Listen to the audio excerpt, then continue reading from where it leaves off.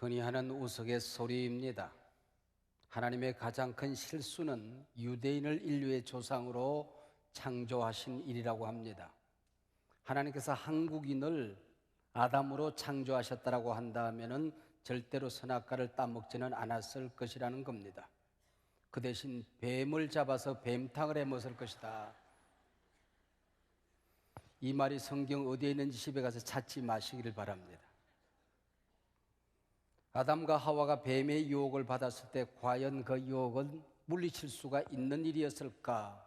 어거스틴은 고린도전서 10장 13절 말씀, 사람이 감당할 시험 밖에는 너희가 당한 것이 없나니 오직 하나님은 미쁘사 너희가 감당하지 못할 시험 당함을 허락하지 아니하시고 시험 당할 처음에 또한 피할 길을 내사 너희로 능히 감당하게 하시느니라. 이 말을 빌어서 물론이라고 대답을 합니다. 하나님께서는 인간을 기계로 만들지 않았습니다. 하나님께서는 인간을 꼭두각시로 만들지 않았습니다. 그래서 하나님은 사람들이 자원하여 기쁨으로 감사함으로 순종하고 헌신하는 것을 기뻐하십니다. 우리 인간이 받은 선물 가운데 자유의지 얼마나 근사한 일입니까? 이 자유의지를 가지고 내가 어떤 선택을 하느냐, 모든 책임을 내가 져야 합니다. 보상 또한 내가 받게끔 되어 있습니다. 하나님은 은혜로운 분이신지라 인간이 실수하고 범죄하는 바로 그 자리에서 복음을 선포하십니다. 타락한 그 순간 바로 그 자리에 예수 그리스도께서 찾아오십니다. 오늘 본문 창세기 3장 15절은 성경상 메시아를 보내주시겠다는 최초의 예언이 됩니다. 그래서 창세기에 나타난 예수 그리스도, 창세기에 나타난 예수 그리스도라는 제목으로 말씀을 나누고자 합니다. 선악과를 먹은 아담은 하나님이 두렵고 자신의 모습이 수치스러워 나무 사이에 숨습니다. 하나님께서 제발 그냥 지나가셨으면 좋을 법도 할 터인데 찾아오십니다. 아담아 네가 어디 있느냐 부르십니다. 만약에 하나님께서 아담을 그대로 내버려 두셨다면 그는 어찌 되었을까요? 그 후손인 나와 여러분 우리 모두는 어떻게 되었을까요? 구원의 길은 없었을 것입니다. 하나님께서 아담을 찾아오신 이유, 바로 그 대답이 창세기 3장 15절입니다. 용서하시기 위해서, 고치시기 위해서, 구원하시기 위해서 하나님은 아담을 찾아오십니다. 범죄한 인간을 멸망시키기 위해서라면 오실 필요가 없지요. 아담을 부를 필요도 없었을 것입니다. 혼자 숨어 살게 내버려 두면 저절로 망하는 걸. 하나님이 아담아 네가 어디 있느냐 찾아오실 때는 이미 하나님께서 구원하시겠다, 돌아오기만 하면 용서하겠다, 내게 돌아오면 그 얘기입니다. 하나님의 음성을 듣고 아담이 대답을 합니다. 10절입니다. 오늘 본문 시작하는 말씀입니다. 이르되 내가 동산에서 하나님의 소리를 듣고 내가 벗었으므로 두려워하여 숨었나이다.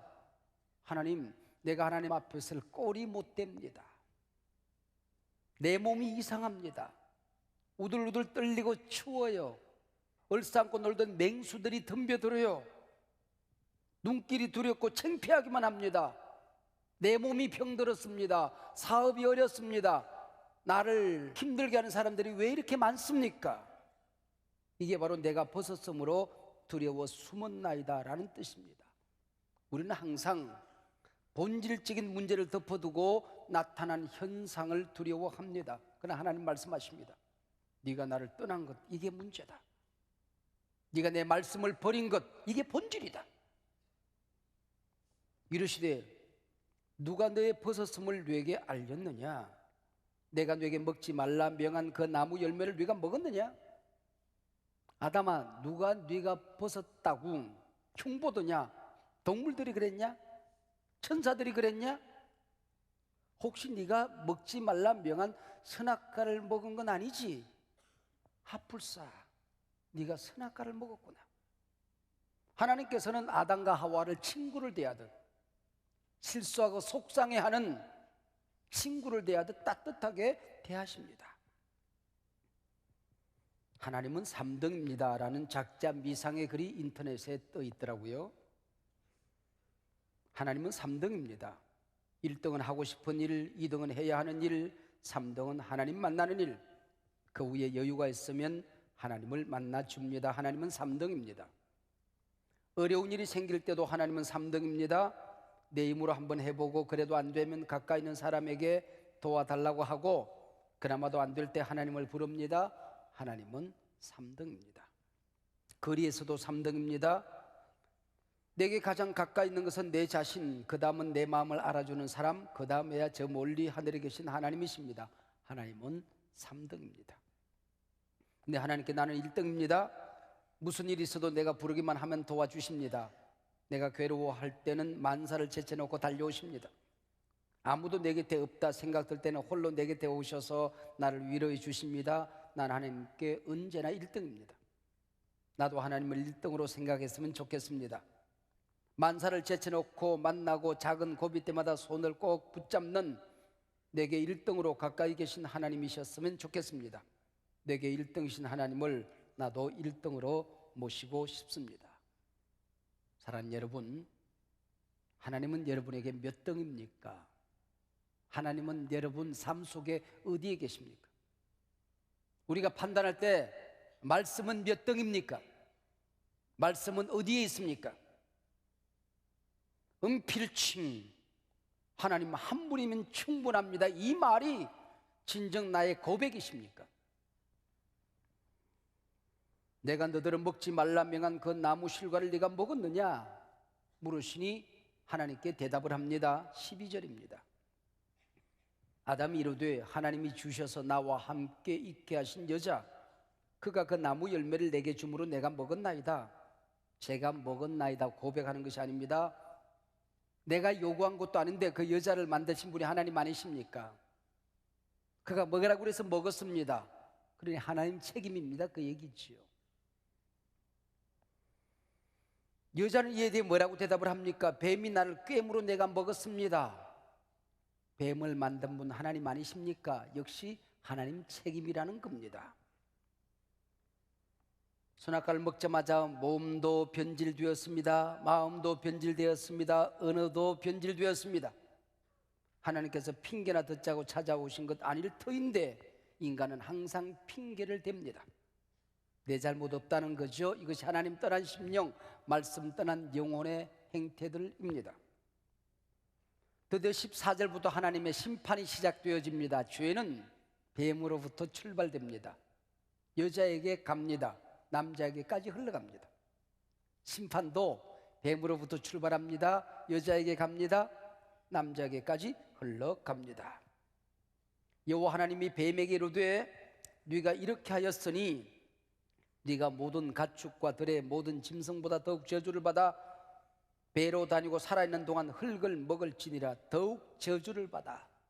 모든 짐승 가운데 가장 혐오스러운 가장 낮은 짐승이 될 거라는 겁니다. 흙을 먹으리라. 흙을 파고 기어다닐 것이다. 그리고 흙으로 만든 동물을 먹는 잔인한 육식을 하며 살게 될 것이다 라고 저주를 합니다. 여기 뱀은 이중적인 의미를 가지고 있습니다. 사탄을 의미했을 것입니다. 사탄은 저주받은 존재입니다. 멸망이 결정된 존재입니다. 사탄은 대화의 대상이 아니라 대적해야 될 대상입니다. 뱀을 심판하신 다음 하나님의 시선은 여자에게로 향합니다. 우리가 주목할 것은 하나님은 뱀을 저주했으나 여자를 저주하지는 않습니다. 여인들이 짊어질 고통으로서는 자식으로 인한 고통, 남편으로 인한 고난입니다. 소중해야 될 내 곁의 사람들이 고통의 대상으로 전락하는 겁니다. 16절 또 여자에게 이르시되 내가 네게 임신한 고통을 크게 더하리니 내가 수고하고 자식을 낳을 것이며 너는 남편을 원하고 남편은 너를 다스릴 것이니라. 여기 임신이라고 하는 말은 임신, 출산, 양육, 자식을 키우는 모든 과정을 일컫는 말입니다. 먼저 아이를 갖고 복중해서 아이를 키우고 출산하고 아이를 양육하는 과정이 고통이 될 것이라는 겁니다. 크게 더하리니, 이 말이 암시하는 몇 가지 의미가 있습니다.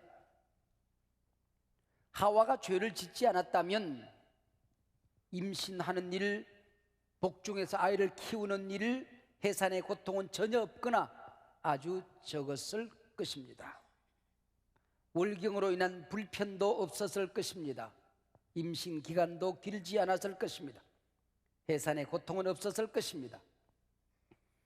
자녀를 낳고 기르는 모든 일이 기쁨이요 행복이요 넘치는 감격이 되었을 것입니다. 죄의 대가로 여자가 겪어야 될 고통으로 너는 남편을 원하고 남편은 너를 다스릴 것이니라, 이 말 또한 해석하기가 쉽지 않습니다. 옛 번역에서는 네가 남편을 사모하게 될 것이라고 말합니다. 사모든 원하는 것이든 우리말에는 부정적인 의미가 없지요. 그러나 문맥상으로 대단히 부정적으로 쓰여졌음에 확실합니다. 똑같은 단어가 창세기 4장 7절에 나오는데 이 말을 옛 번역에서는 죄의 소원이 있을 것이다 라고 말합니다. 아무튼 이 말은 남편에 대한 목마른 사랑, 부부간의 불편한 사랑이 있을 것이라는 겁니다. 구원받은 하나님의 자녀들은 그래서 가정 안에서 불편한 사랑, 목마른 사랑이 없도록 해야 한다는 겁니다. 또 남편이 여자를 다스리게 된다는 말도 어려운 말입니다. 하나님께서는 여자를 어쩌면 피조물 중에 가장 아름답고 정교하게 만드셨습니다. 사랑받기에 합당한 존재로 만들었습니다. 근데 예수 그리스도께서 오셔서 인간의 죄를 사하시기 전까지 남자와 여자의 불평등 관계가 존재할 것이라는 겁니다. 바울은 이 사실을 인정했습니다. 그리고 예수 안에서, 우리 주 예수 그리스도 안에서 이제는 남자와 여자는 평등하게 되었음을 선언합니다. 고린도전서 11장에 이런 말씀이 있습니다. 그러나 주 안에는 남자 없이 여자만 있지 않고 여자 없이 남자만 있지 아니하니라. 이는 여자가 남자에게서 난 것 같이 남자도 여자로 말미암아 났습니다. 그리고 모든 것은 하나님에게서 났느니라. 갈라디아서 3장 28절에서는 남자나 여자나 다 그리스도 예수 안에서 하나이니라 선언합니다. 마지막으로 하나님의 눈길은 아담에게로 향합니다. 아내가 선악과를 가져왔을 때 아담은 물론 갈등이 있었을 것입니다. 그러나 아내를 너무 사랑하여 시키는 대로 선악과를 먹습니다. 이 선악과를 먹으면 죽는 줄 알았을 것입니다. 그런데 사랑하는 아내가 죽게 생겼는데 나 혼자 살아 뭐하련 하고 같이 죽자 그러고 먹었을 거예요. 아내를 선악과로부터 지켜내지 못한 것은 바로 자기 자신 잘못이라고 생각했을 것입니다. 그러나 기억하세요. 아내를 너무 사랑해서 여기까지 잘못된 일은 없지요. 그러나 하나님의 말씀을 어기고 하나님을 배신하고 범죄했다는 사실은 대단히 잘못된 것입니다. 하나님보다, 하나님 말씀보다 더 소중한 것이 있으면 잘못된 겁니다. 하나님과 무엇이 바꿀 수 있는 것이 있다고 한다면 그는 우상입니다. 자녀도 남편도 아내도 하나님보다 귀할 수 없습니다. 그는 가족을 위하는 것이 아니라 함께 망해가는 길입니다. 이 땅의 권세도 명예도 돈도 물질도 그 무엇도 하나님보다 귀하게 섬기면 망하는 겁니다. 아담이 받은 심판을 보십시다. 본문이 좀 깁니다. 17절부터 19절 말씀입니다. 아담에게 이르시되 네가 네 아내의 말을 듣고 내가 네게 먹지 말라 한 나무의 열매를 먹었은즉 땅은 너로 말미암아 저주를 받고 너는 내 평생에 수고하여 그 소산을 먹으리라. 땅이 네게 가시덤불과 은근퀴를 낼 것이라.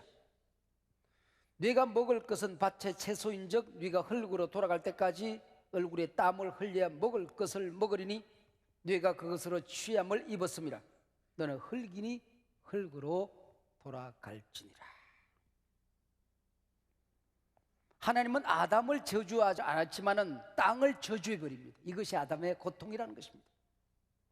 아담은 흙으로 만들었습니다. 땅으로부터 지음받았습니다. 땅을 다스리는 복을 받았습니다. 근데 이 복이 깨져버린 것입니다. 창세기 1장 11절에서 하나님은 모든 나무는 열매를 맺으라 명했는데 이제는 그 열매 대신 가시와 은근키를 내는 나무들이 많아질 것이다. 아무런 열매 없이 줄기만 뻣뻣하게 서 있는 나무들이 많아질 것이다. 처음 에덴 동산 나무들은 부드러워 아담과 하와가 벗고 다녀도 다치지 않았습니다. 힘센 동물들이 연약한 동물을 잡아먹는 일도 없었습니다. 이 모습 상상이 되십니까? 이사야 선지자는 천국에 가면은 그 모습을 보게 될 것이라고 말합니다. 이사야 11장에 이런 말씀이 있어요. 그때 이리가 어린 양과 함께 살며 표범이 어린 염소와 함께 누우며 송아지와 어린 사자와 살찐 짐승이 함께 있어 어린아이에게 끌리며 암소와 곰이 함께 먹으며 그것들의 새끼가 함께 엎드리며 사자가 소처럼 풀을 먹을 것이며 젖먹는 아이가 독사의 구멍에서 장난하며 젖된 어린아이가 독사의 굴에 손을 넣을 것이라.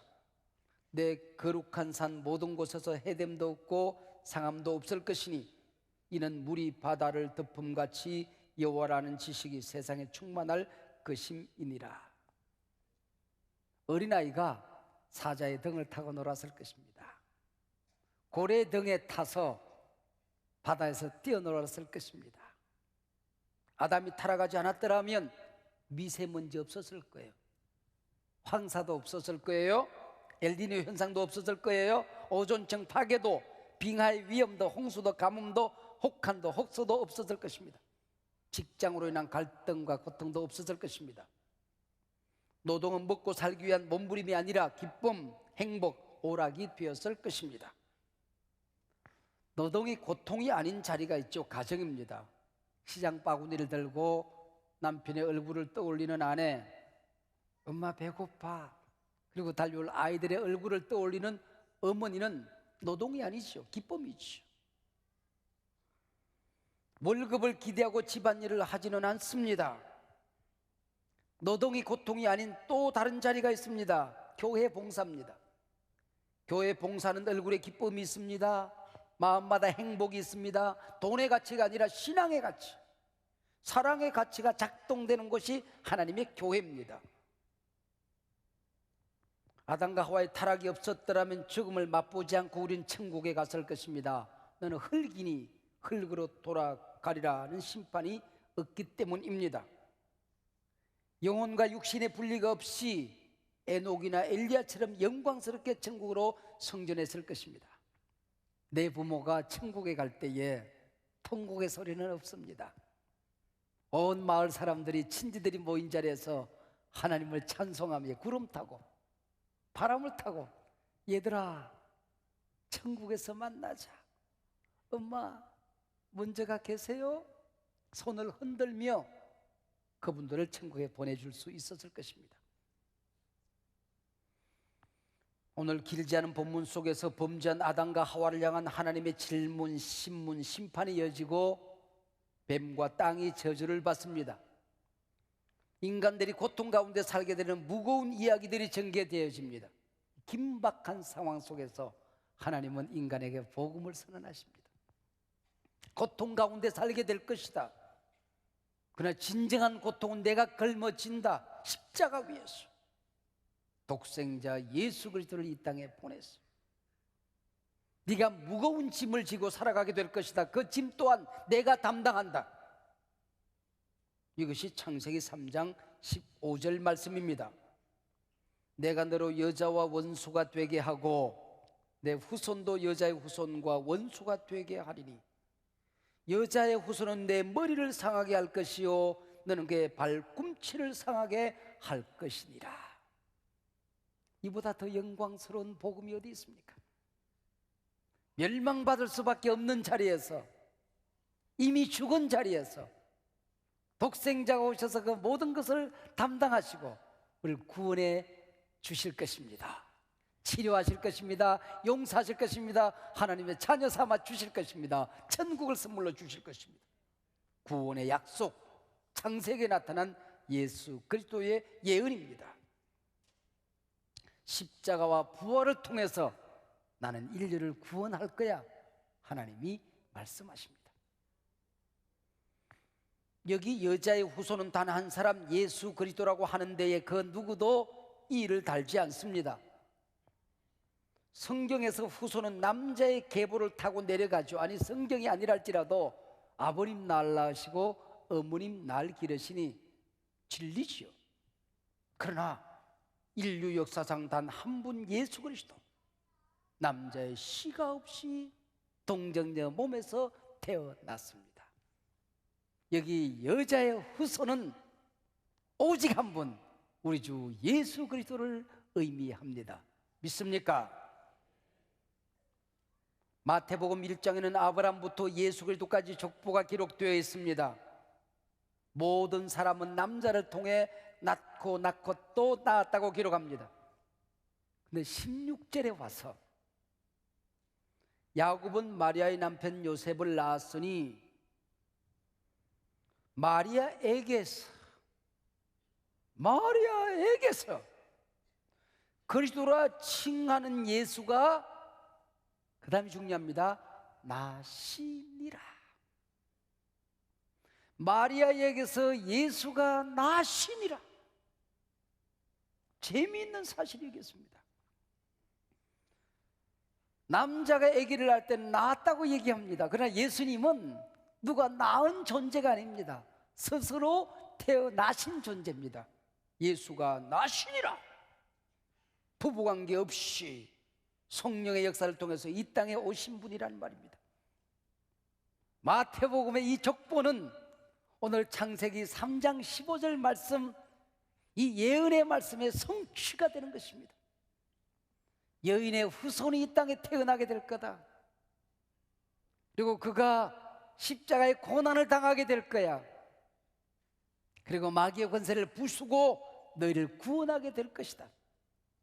이 예언의 성취가 마태복음 1장 족보가 우리에게 전해주고 있는 것입니다. 하와를 유혹했던 사탄은 예수님의 12제자 가운데 가룟 유다에게 들어갑니다. 예수를 팔 때에 미소를 지었습니다. 예수님께서 재판을 받으실 때에 그를 십자가에 못 박으소서 군정들 속에서 역사를 합니다.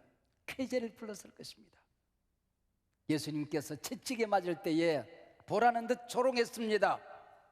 그분이 십자가에 매달려 면류관 쓰시고 손발에 못이 박힐 때에 나의 하나님 어찌하여 나를 버리시나이까. 내 영혼을 아버지 손에 맡깁니다. 그가 숨을 거둘 때에 승리의 만세를 불렀을 것입니다. 그러나 바로 그 순간 여인의 후손은 내 머리를 상하게 할 것이다. 그분은 무덤 문을 열고 부활하셨습니다. 마귀의 머리는 박살이 났습니다. 할렐루야. 마귀의 권세는 부셔졌습니다. 마귀의 나라는 멸망되어졌습니다.